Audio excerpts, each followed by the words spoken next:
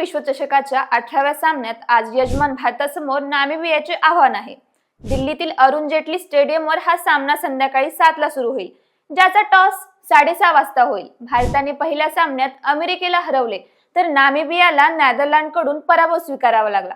आजचा सामना जिंकून टीम इंडिया ग्रुप ए च्या गुण तालिकेत अव्वल पोहोचू शकते, तर नामिबियाकडे ही विजयासह दुसऱ्या क्रमांकावर पोहोचण्याची संधी आहे। नामिबियाने T20 विश्वचषकात 16 सामने खेळले आहेत। 4 मध्ये संघाला विजय मिळाला आणि 11 मध्ये पराभव।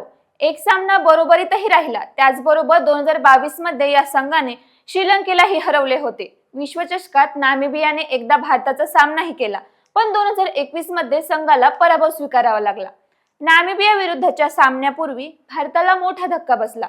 सलामीवीर अभिषेक शर्मा आजारी आहे, त्यामुळे त्यांना आजच्या सामन्यात खेळणे कठीण आहे। अभिषेकच्या जागी यष्टीरक्षक संजू सॅमसनला संधी मिळू शकते। त्याचबरोबर ईशान किशन सलामी खेळताना दिसेल, तर कर्णधार सूर्यकुमार यादवने अमेरिकेविरुद्ध 84 धावा करून आपला फॉर्म सिद्ध केला आहे। वेगवान गोलंदाज जसप्रीत बुमराह दुखापतीपासून सावरल्यानंतर आज पुनरागमन करेल। अशा परिस्थितीतही अर्शदीप किंवा निराज यापैकी एका गोलंदाजाला बेंचवर बसावे लागू शकते।